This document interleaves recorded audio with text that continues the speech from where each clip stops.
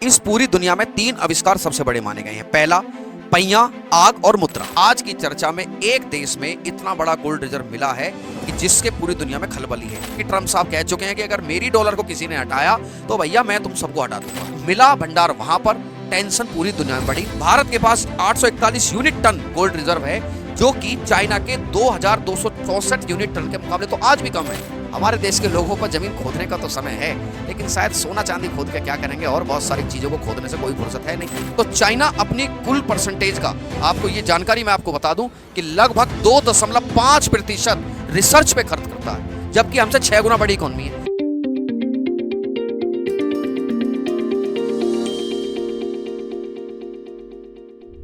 RG ज्ञान सबसे सटीक।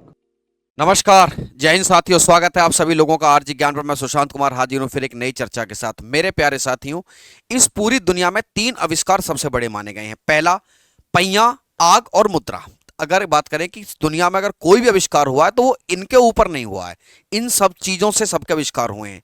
इसमें एक आविष्कार मुद्रा का है। मुद्रा एक ऐसी चीज जो आपको लेन देन में काम आती है, लेकिन जब जब मुद्रा की बात आती है तो लोग डॉलर, रुपया, युआन, इन पाउंड, इन सब के बारे में बात करते हैं। लेकिन मैं आपको एक चीज बता दूं, एक चीज ऐसी है कि आपके पास डॉलर भी ना हो, रुपया भी ना हो, कुछ ना हो, लेकिन फिर भी आप उसको मुद्रा के रूप में इस्तेमाल कर सकते हो, उसे कोई लेने से इनकार नहीं कर सकता। वो है गोल्ड। गोल्ड किसी भी देश की स्टेबिलिटी का एक बहुत बड़ा पैरामीटर होता है। किसी भी देश के पास अगर गोल्ड है तो लोग मानते हैं कि इकोनॉमी स्टेबल है। और मान लीजिए कभी कोई अनस्टेबिलिटी आ भी गई तो ये गोल्ड रिजर्व है, इसके माध्यम से ये लोग आगे निकल सकते हैं। इसीलिए दुनिया में खोज चलती रहती है लोहे की खानों की, अपने गोल्ड रिजर्व बढ़ाने की। लेकिन आज की चर्चा में एक देश में इतना बड़ा गोल्ड रिजर्व मिला है कि जिसके पूरी दुनिया में खलबली है। गुरुजी, मिला किसी देश में? पहले तो ये बताओ किस देश में मिला। तो भैया चाइना में मिला है ये गोल्ड रिजर्व। तो चाइना के गोल्ड रिजर्व से पूरी दुनिया में खलबली कैसे मच गई? खलबली इसलिए मच गई कि वो गोल्ड रिजर्व इतना बड़ा है कि चाइनीज इकोनॉमी जो जनरली बहुत तेजी से आगे चल रही है, इसको बात को स्वीकार करने में हिचकिचाइए मत, सच्चाई को स्वीकार करो कि बहुत तेजी से चाइनीज इकोनॉमी चल रही है और अमेरिका के बाद दूसरी सबसे बड़ी इकोनॉमी के रूप में चाइना सामने आ चुका है। ऐसी स्थिति में इसके पास और ज्यादा गोल्ड रिजर्व मिलने का मतलब है कि चाइनीज इकोनॉमी आने वाले समय में बूम करेगी, और जब वो बूम करेगी तो ऑब्वियस बात है पूरी वर्ल्ड इकोनॉमी में खलबल मचनी जायज है, क्योंकि सारा खेल बाजार का है भैया। किसका खेल है? बाजार का। तो चाइना तो वैसे ही बाजार कैप्चर करने के मूड में रहता है। अगर उसकी मुद्रा युआन और उसकी इकोनॉमी स्टेबल हो गई तो वो दिन दूर नहीं जब वो चैलेंज करेगा किसको? डॉलर को। देखिए, यूं तो हमारे देश की मुद्रा भी रुपया है, लेकिन मैं, आप इस बात को जानते हो कि डॉलर का खेल आज भी बड़ा है। वो बात अलग है कि ट्रम्प साहब कह चुके हैं कि अगर मेरी डॉलर को किसी ने हटाया तो भैया मैं तुम सबको हटा दूंगा। ठीक है, कहां से? अपने देश में व्यापार करने से। इस बात की चर्चा मैं फिर कभी और करूंगा। वापिस आते हैं तो हुआ क्या है कि चाइना में मिला है बहुत बड़ा गोल्ड रिजर्व, और ये गोल्ड रिजर्व इतना बड़ा है कि चाइनीज इकोनॉमी इससे इतनी स्टेबल हो सकती है कि वो पूरी दुनिया के बाजार पर, अब जब बाजार पर कब्जा हो जाएगा तो जियोपॉलिटिक्स फिर कहां बचती है? सबसे बड़ी खतरी घंटी भारत के लिए भी है, क्योंकि पहले ही चाइना हमारे आसपास के देशों को कंट्रोल करने के चक्कर में रहता है। लेकिन अगर उसकी इकोनॉमी स्टेबल हो गई, इस पर पैसा आ गया, तो फिर चाइना क्या कर सकता है, और हमारे पड़ोसी देश किस प्रकार के भूखे हैं इस किस्म के पैसे के, आप सभी जानते हो। तो पहले ही ये चाइना की गोद में जा जाकर बैठ रहे हैं, तो वो दिन दूर नहीं है कि इस पैसे से चाइना और बहुत सारी चीजों को लुभाएगा इनको, और भैया ये भगते भगते चले जाएंगे, आपको पता ही है। तो मिला भंडार वहां पर, टेंशन पूरी दुनिया में बढ़ी। पूरे वाक्य को सुनिए, क्या है कहानी। भैया चाइना का एक प्रांत है जिसका नाम है हुन्नान।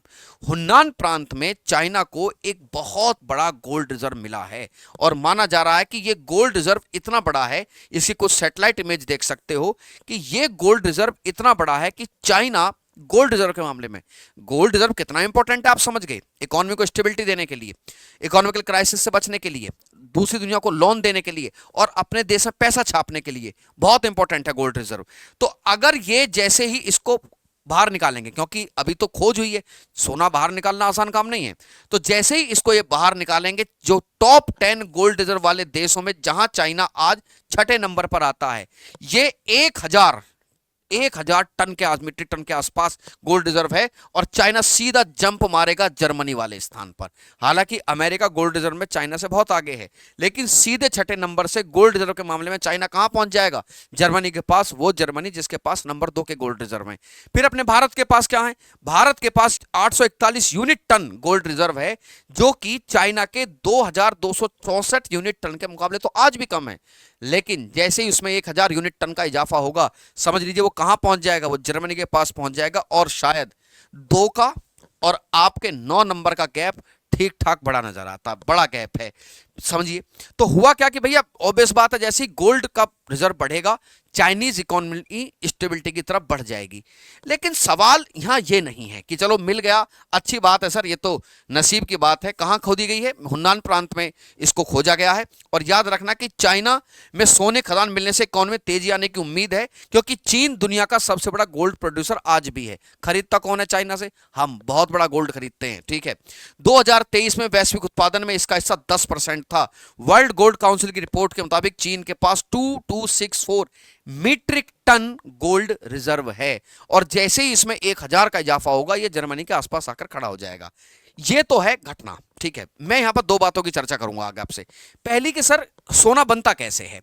अगर बनता है तो क्या भारत के पास नहीं है क्या सोना? है। जमीन में अन्वेषण करने पड़ते हैं, रिसर्च करने पड़ते हैं, जमीन को खोदना पड़ता है। मेरी इस पॉइंट को ध्यान रखना, हमारे देश के लोगों पर जमीन खोदने का तो समय है, लेकिन शायद सोना चांदी खोद के क्या करेंगे, और बहुत सारी चीज़ों को खोदने से कोई फुर्सत है नहीं। मेरा इशारा आप जानते हैं किस तरफ है, ठीक है। हम तो और बहुत सारी चीज़ें खोद लें, रिसर्च में हमारे यहाँ पैसा नहीं जाएगा, और तरह की चीजें करते रहेंगे, उसमें खूब पैसा खराब करेंगे और बाद में हवाला देंगे। क्या करें, रिसोर्सेज ही नहीं है। अरे भैया रिसोर्सेज कहां गए तुम्हारे? चाइनीज इकोनॉमी जो खूब ठीक ठाक बड़ी इकोनॉमी है, कितनी बड़ी इकोनॉमी है चाइना, देखिए आपको तुलना कीजिए, हम कहां पर हैं। हम ये रहे इंडिया 3.73 ट्रिलियन, और ये कितने हैं? 17 ट्रिलियन, मतलब अप्रोक्स 6 गुना बड़ी इकोनॉमी है चाइना हमसे। जब चाइना हमसे 6 बड़ी इकोनॉमी है, तो चाइना अपनी कुल परसेंटेज का, आपको ये जानकारी मैं आपको बता दूं कि लगभग 2.5% रिसर्च पे खर्च करता है, जबकि हमसे 6 गुना बड़ी इकोनॉमी है। और इंडिया का देखिए, इंडिया कितनी है? इंडिया के 3.7 ट्रिलियन, और मैं मुश्किल से मुश्किल 0.7% हम अपनी रिसर्च पे खर्च कर रहे हैं। हमारे यहां जमीन खोदने का तो शौक है, लेकिन यह शौक बिल्कुल नहीं है कि हम नीचे से सोना खोदें, लोहा खोदें। मिल जाए तो अच्छी बात है, जो कि इतने पैसे में मिल जाए तो अच्छी बात है, लेकिन रिसर्च के लिए पैसा बढ़ाने की हम लोगों ने कभी सोची ही नहीं। मैंने एक दिन पहले एक सेशन और भी किया था, जब मैंने आपको बताया था कि चाइना में पेटेंटों की संख्या बहुत ज्यादा है, ठीक है। जब मैंने बताया था कि किस तरीके से हमारे बच्चों के दिमाग, तो सोशल मीडिया ने दिमाग खराब कर दिया, ठीक है। रिसर्च पे ध्यान है ही नहीं, सरकार का भी नहीं है। और माशाअल्लाह, आप तो हमें, हमारे कहावत है, कुछ तो मियाँ बावले कुछ पी के भांग, वो वाली स्थिति है। तो क्यों चीन आगे नहीं निकलेगा? पहले तो उसका जीडीपी का लेवल देखो आप, उसकी जीडीपी है कितनी बड़ी, और फिर आप ये देखो कि उसका रिसर्च पे खर्च होने वाला पैसा कितना। तो ठीक ठाक पैसा चाइना खर्च करता, तो सीधी सी बात है भैया, सोने की खदान भी उन्हीं के यहाँ मिलेंगी, और सोना उनके यहाँ मिला, ठीक है। और सोना मिलना आसान नहीं है। क्योंकि सोना बनता कैसे है मेरे प्यारे साथियों? सोना बनने के पीछे 2 कहानी कही जाती हैं। एक तो क्षुद्र ग्रहों की टक्कर जब पृथ्वी पर हुई तब माना जाता है, एक माना जाता है कि पृथ्वी की जो क्रस्ट है, तो जब भूकंप आता है तो भूकंप के शॉक लगते हैं। क्या लगते हैं? शॉक। उसके माध्यम से होता क्या है कि इन शॉक के माध्यम से जो सोना कण में था, वो धीरे धीरे शॉक के माध्यम से ऐसे इकट्ठा हो जाता है, और वो वेन्स में फंस जाता है। याद रखिए, पृथ्वी की दरारों में सोना मिलता है। ऐसा नहीं है कि अरे अरे इतना बड़ा सोना मिल गया हमें, नहीं होता। वेन्स में, है ना। एक फिल्म आई थी केजीएफ, उसमें आपने देखा होगा कि उसको उस दिन वो भी पैदा हो गया और सूर्यवर्धन को सोना भी मिल गया। तो एक पत्थर की पतली सी दरार में आप सोना देखते हैं, तो ये वेन्स में मिलता है। तो इसकी खोज करना अपने आप में मुश्किल है, लेकिन मैं आपको बता दूं, ये आप समझना, भारत की ज्योग्राफिकल स्ट्रक्चर जैसी है, भारत बहुत पुरानी भूमि का भाग है, 100% हमारी धरती के नीचे इतना कुछ है कि हमारे संसाधन बहुत जल्दी से खत्म होने वाले नहीं है, लेकिन हमारे पास इतना समय नहीं है कि हम इन पर रिसर्च करें। मैंने आपको बता दिया कि क्या परसेंटेज हमारे रिसर्च पे खर्च होता है, और चाइना कितना खर्च होता है। तो ऑब्वियस बात है, चीन को ही क्या मिलने वाला है? चीन को ही मिलेगा क्या भाई? सोने के भंडार उन्हीं को मिलेंगे जो खोजेगा। हमारे यहाँ जमीन खोदने का शौक तो है, लेकिन हमारे यहाँ जमीन किसी और चीज के लिए खोदी जाती है। बाहर में जाए क्या करेंगे सोने का? नहीं होगा तो खरीद लेंगे, पैसे कमी थोड़ी है इंडिया में भैया। तो इसको बोलते हैं पीजो इलेक्ट्रिक इफेक्ट। जब भूकंप आते हैं तो झटके लगते हैं, और सोने के कण इकट्ठे होते चले जाते हैं वेन्स में, वहां से सोने को खोजा जाता है, जिसके लिए ठीक ठाक पैसा लगता है। उसी पैसे को चाइना ने खर्च किया, और आज उसके पास गोल्ड के भंडार हैं। मेरे प्यारे साथियों, अब प्रश्न यह निकलता है कि चाइना के इस रिसोर्स से दुनिया पे क्या फर्क पड़ सकता है? पहली बात तो आप ये समझिए कि चाइनीज इकोनॉमी स्टेबल होगी तो डॉलर कमजोर होगा। डॉलर कमजोर होगा, चाइना और अमेरिका में एक वॉर आजकल और चल रहा है, वो इकोनॉमी वाला वॉर तो सबको पता है।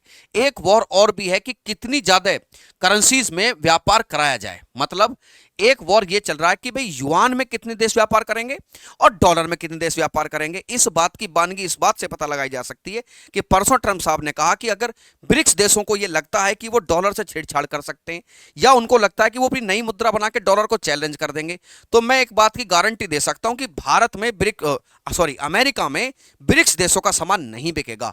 100% टैरिफ लगाऊंगा। मतलब जो चीज तुम यहां एक की बेच रहे हो वो मैं तुम्हारी फिर दो में बिचवाऊंगा, यहां पर 2 रुपए की। 100% टैरिफ का तो यही अर्थ हुआ। और आपको पता होनी चाहिए कि चाइना और इंडिया में कई बार अमेरिका में सामान इसलिए भी सस्ता बिकता है इन देशों का क्योंकि हमारे यहां लेबर कॉस्ट इतनी नहीं है और चाइना में तो बिल्कुल बहुत कम है। तो हम तो अपने सस्ते चीज के दम पर ही तो मार्केट में एक्वायर किए हुए थे। जब हमारी चीज महंगी हो जाएगी तो अमेरिका के लोग हमारी चीजें क्यों क्यों खरीदेंगे? ऑब्वियस बात है, नहीं खरीदेंगे। एक तो इस चीज को झटका लगेगा 100%, ठीक है। अच्छा, क्योंकि उन्होंने कहा कि डॉलर वर्सेस युआन की जो रेस है वो आगे बढ़ सकती है। दूसरा, दोनों ही देश चाहे अमेरिका हो चाहे चाइना हो आजकल इस चक्कर में रहते हैं कि हमारी करेंसी में व्यापार हो। किसमें हो भाई? मान लीजिए चीन करेंसी है युआन, या मान लीजिए भारत करेंसी है, तो हम भारत और जो चाइना है वो एक ऐसा सिस्टम बनाएं कि हम रुपया और युआन में आपस में ही लेन देन कर लें, डॉलर को बीच में ना लाएं। क्योंकि वर्तमान में डॉलर यूनिवर्सल एक्सेप्टेंस वाली करेंसी बनी हुई है जनरली, लेकिन अब धीरे धीरे उसको चुनौती मिलनी शुरू हो गई। लेकिन इसने अपना पार्टनरशिप की हुई है कि भाई अपने अपने देश की मुद्राओं में क्या करें, अपने अपने देश की मुद्राओं में व्यापार करें। यह कैसे होता है, इसके क्या फायदे क्या नुकसान है, मैं फिर किसी एक और सेशन में जरूर बताऊंगा। इसके लिए अमेरिका जो डॉलर वाला पैटर्न इस्तेमाल करता है उसे बोलते हैं स्विफ्ट पैटर्न। कौन सा? Swift pattern. ये बैंकों के बीच में सेटलमेंट होता है लोकल करेंसी का। वैसे ही चाइना का है CIPS पैटर्न। कौन सा है? CIPS। CIPS की फुल फॉर्म क्या हुई? Cross border interbank payment. कौन सा है? Cross border interbank payment system जो है वो चाइना का है, जिसमें चाइना लोकल करेंसी में व्यापार करता है। युआन मजबूत होगा तो युआन की डिमांड बढ़ेगी, लोकल करेंसी में व्यापार करने के लोग उत्साहित होंगे, ठीक है। एक इसको भी जो है बताया जा रहा है कि साहब ये भी खतरा होगा और आने वाला समय डॉलर वर्सेस अदर करेंसी का है, ये समझ लेना। ट्रंप साहब को कोई खतरा नहीं है। ट्रंप साहब को सब डर इस बात का कि मेरी डॉलर खतरे में ना जाए, क्योंकि अमेरिका का दबदबा डॉलर की वजह से ज्यादा है, ये मान लीजिए आप। अच्छा, दूसरा क्या, जैसे ही यहां पर जो सोना मिला है इस बात को कोई इग्नोर ही नहीं कर सकता। अमेरिका कब जो है आगे बढ़ा? अमेरिका में जब गोल्ड रश आया, गोल्ड रश जो 1870 से लेकर 1890 के बीच में, जब अमेरिका की नदियों में सोने की खोज हुई, जैसे अमेरिका में सोना खोजा गया, अमेरिका की इकोनॉमी उसके बाद कहां पहुंच गई सब जानते हो। तो ऐसी कंडीशन अब चाइना के साथ है। जिस तरीके के सोने के भंडार मिले हैं तो गोल्ड रश यहां भी कोई नई बात नहीं है, अब यहां पर भी इकोनॉमी बूम करेगी। फिर मेरी इन बातों को सुनते सुनते ये तो जरूर सोचते रहो कि सर इंडिया वेयर इज, हम कहां हैं? हमारे यहां तो खूब इतने सोने से लदे लदे लोग रील बनाते हैं, क्या इतना सोना है क्या हमारे पास? हमारे पास सोने की क्या स्थिति में बता चुका, लेकिन हमारे यहाँ रिसर्च नहीं हो रही है सोने को लेकर। हमारी डिपेंडेंसी दूसरे देशों पर ज्यादा है कि वहां से सोना मंगाएंगे, यहां से सोना मंगाएंगे। सोना कितना इंपॉर्टेंट है किसी देश के लिए तुम भारत के कॉन्टेक्स्ट में समझ सकते हो। 1991 में जब इकोनॉमिकल क्राइसिस आया, विदेशी मुद्रा भंडार खत्म था, यही वो सोना था जिसको गिर में रखकर हमने अपनी इकोनॉमिकल क्राइसिस को बचाया था। यानी कि अगर आपकी मुद्रा अनस्टेबल होती है तो उस समय सोना लाइफ लाइन साबित होता है, संजीवनी बूटी साबित होता है। तो गोल्ड रिजर्व एक इंसान के पास होने चाहिए, एक देश के पास। और जो नहीं जानते, मैं अर्थशास्त्र के पॉइंट ऑफ व्यू से भी बता दूं, जितना ज्यादा गोल्ड रिजर्व होता है कोई देश उतनी ही करेंसी छापने के लिए स्वतंत्र भी होता है, ठीक है। तो गोल्ड रिजर्व के क्या मायने हैं ये आप सभी जानते हैं, ठीक है। तो अमेरिका में आया था गोल्ड रश, तो वैसे ही गोल्ड रश की स्थिति अब कहां आ गई है? चाइना में। पूरी उम्मीद है कि ये लोग बूम करेंगे। और वैसे भी सच्चाई को स्वीकार करने में कोई हर्ज ही क्या होनी चाहिए। चाइना लगता है कि कर तो रहा है तरक्की, ठीक है। हमारा देश भी तरक्की कर रहा है, वो बात अलग है कि पिछले 2 तिमाही में जीडीपी नीचे गई है। मेरे पास हैं कुछ बातें, मैं करूंगा इस पर भी बात कि जीडीपी क्यों नीचे चलेगी हमारी, पिछले 2-3 तिमाही में बड़ी दिक्कत हुई है। तो the discovery of America, gold rush, मतलब एक ऐसी चीज जिसके आने के बाद अमेरिका अपने पीक पर आया। अच्छा साहब, अब सवाल ये उठता है कि पूरी दुनिया का तो आपने समझा दिया, इसी पूरी दुनिया में सारे देश फंसे हुए क्योंकि ग्रुपिज्म है सर। दिक्कत अमेरिका को होगी तो बाकी देशों को भी होगी। चाइना को साथ अच्छी स्थिति होगी तो रशिया भी उस चीज में अपने बहती गंगा में हाथ धोएगा जरूर, ठीक है। भारत और चीन के बीच में क्या दिक्कत हो सकती है? क्या भारत और चीन से कोई समस्या पैदा होगी? बिल्कुल होगी। देखिए, हमारे पड़ोस के जितने भी देश हैं परजीवी हैं, इनको तो सिर्फ पैसा चाहिए जो इन्हें कर्जा देगा। अब चाइना के पास गोल्ड रिजर्व ठीक ठाक है तो उसकी कर्जा देने की टेंडेंसी बढ़ जाएगी, उसकी कैपेसिटी जो है कि भाई कर्जा ले जाओ, जो डेब्ट ट्रैप है चाइना का वो आगे भयंकर रूप में सामने आएगा। और हमारे यहां तो बिल्कुल लोटा, बिल्कुल कटोरा लेकर खड़े रहते हैं ये लोग कि लाओ जी हमें दे दीजिए पैसे, हमें दे दीजिए। तो ऐसे में अब चाइना और ज्यादा कर्ज देने के लिए मजबूत होगा। वो बात अलग है, भारत भी पैसा देता, लेकिन बात यही है कि इन सब चीजों से फर्क उसकी इकोनॉमी में पड़ेगा, तो वो और ज्यादा कर्ज दे पाएगा, और ज्यादा कर्ज दे पाएगा, ये और ज्यादा हाथ जोड़ेंगे चाइना के जाके, जिससे हमारी सिरदर्दी बढ़नी तय है। अच्छा, ऐसी भी संभावना है कि चाइना उस पैसे का इस्तेमाल, क्योंकि अब चाइना देखिए ये मत समझिए कि क्या एक गोल्ड के भंडार से ही इतनी बातें निकल रही हैं क्या। बहुत सारी बातें, ये तो एक पुश थ्योरी है। वो चाइना की जो टेंडेंसी है उसमें एकदम पुश लग गया है इस चीज से। और भविष्य में जब चूंकि पैसा होगा तो चाइना जो वन बेल्ट वन रोड और सीपीएसई के जो प्रोजेक्ट हैं, इन प्रोजेक्टों को भारत के आसपास फहराएगा। देखिए CPEC, one belt one road, ठीक है, सीपीईसी चलो चाइना पाकिस्तान का हो गया, लेकिन वन बेल्ट जो वन रोड इनिशिएटिव है वो भारत का ही नहीं पूरी दुनिया का चिंता का विषय है। और अगर चाइना पे पैसा आया, चाइना अपने मंसूबों को कामयाब करने में समय नहीं लेगा, वो पूरी तरीके से इसमें पैसा फूकेगा। और मैं आपको एक बात और बता दूं, ये कन्फर्म है बात कि हर देश अमेरिका नहीं है, हर देश भारत नहीं है, हर देश रशिया नहीं है। देशों की स्थिति बहुत बहुत खराब है, और जब बहुत बहुत खराब है तो उनको चाहिए भैया पैसा।